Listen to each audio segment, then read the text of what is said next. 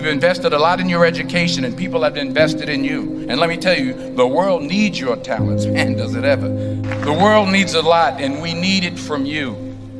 We really do. We need it from you young people. I mean, I'm not speaking for the rest of us up here, but I know I'm getting a little grayer. We need it from you, the young people, because remember this. So you got to get out there. You got to give it everything you got, whether it's your time, your talent, your prayers, or your treasures. Because remember this, you will never see a U-Haul behind a hearse. I'll say it again. You will never see a U-Haul behind a hearse. You can't take it with you. The Egyptians tried it, and all they got was robbed. So the question is, what are you going to do with what you have? I'm not talking about how much you have.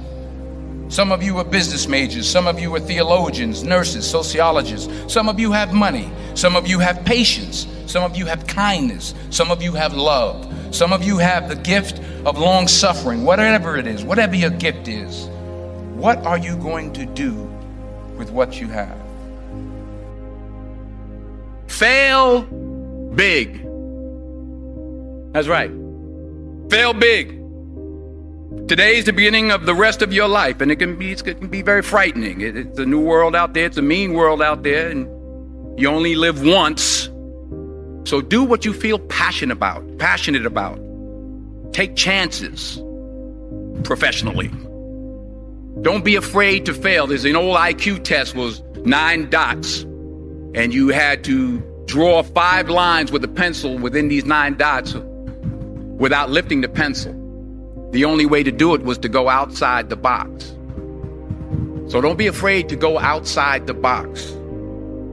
Don't be afraid to think outside the box. Don't be afraid to fail big, to dream big. But remember, dreams without goals are just dreams, and they ultimately fuel disappointment. So have dreams, but have goals. Life goals, yearly goals, monthly goals, daily goals. I try to give myself a goal every day. Sometimes it's just to not curse somebody out. Simple goals, but have goals.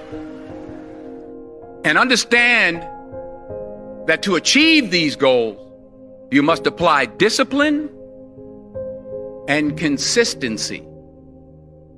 In order to achieve your goals, you must apply discipline, which you have already done, and consistency every day, not just on Tuesday and miss a few days. You have to work at it. T-minus 10. Every 9, day. You have to plan. 8, 7. Every 6, day. You've heard the 5, saying, we don't plan to fail, we fail to plan. 1, 0. Hard work Liftoff works. Space Shuttle Atlantis. Working really hard is what to successful people do. Space Station. And in this Houston text, tweet, twerk world that you've grown up in, remember, just because you're doing a lot more doesn't mean you're getting a lot more done. Remember that. Just because you're doing a lot more doesn't mean you're getting a lot more Atlantis almost 2 miles in altitude, done. almost 6 miles downrange from the Don't Kennedy Space Center confuse already, traveling 500 miles movement with progress. The 3 liquid fuel main My mother told me, she engines said, now yeah, back because to you can run in 72% place all the rated time and never get performance, anywhere. going into the bucket, reducing the So stress on the continue to shuttle as it strive, breaks through the continue to sound have barrier. goals, continue to progress. I found that nothing in life is worthwhile unless you take risks. Nothing. Nelson Mandela said, there is no passion to be found playing small and settling for a life that's less than the one you're capable of living. Now, I'm sure in your experiences in school and applying to college and picking your major and deciding what you want to do with life, I'm sure people have told you to make sure you have something to fall back on. Make sure you got something to fall back on, honey. But I never understood that concept. having something to fall back on. If I'm going to fall, I don't want to fall back on anything except my faith. I want to fall forward. I figure at least this way I'll see what I'm going to hit. Fall forward. This is what I mean. Reggie Jackson struck out 2,600 times in his career, the most in the history of baseball. But you don't hear about the strikeouts. People remember the home runs. Fall forward. Thomas Edison conducted 1,000 failed experiments. Did you know that? I didn't know that. Because the 1,001st was the light bulb. Fall forward. Every failed experiment is one step closer to success. You've got to take risks, and I'm sure you've probably heard that before, but I want to talk to you about why that's so important. I got 3 reasons, and you can pick up your iPhones. First, you will fail at some point in your life. Accept it. You will lose. You will embarrass yourself. You will suck at something. There's no doubt about it. And I know that's probably not a traditional message for a graduation ceremony, but hey, I'm telling you, embrace it, because it's inevitable. And I should know. In the acting business, you fail all the time. Early on in my career, I auditioned for a part in a Broadway musical. Perfect role for me, I thought, except for the fact that I can't sing. I didn't get the job. But here's the thing. I didn't quit. I didn't fall back. I walked out of there to prepare for the next audition, and the next audition, and the next audition. I prayed. I prayed, and I prayed. But I continued to fail, and fail, and fail. But it didn't matter, because you know what? There's an old saying, you hang around the barbershop long enough, sooner or later you're going to get a haircut. So you will catch a break, and I did catch a break. Last year, I did a play called Fences on Broadway. Someone talked about it. Won the Tony Award. And I didn't have to sing, by the way. But here's the kicker. It was at the Court Theater. It was at the same theater that I failed that first audition 30 years prior. The point is, and I'll pick up the pace, the point is, every graduate here today has the training and the talent to succeed. But do you have the guts to fail? Here's my second point about failure. If you don't fail, you're not even trying. I'll say it again. If you don't fail, you're not even trying. My wife told me this great expression.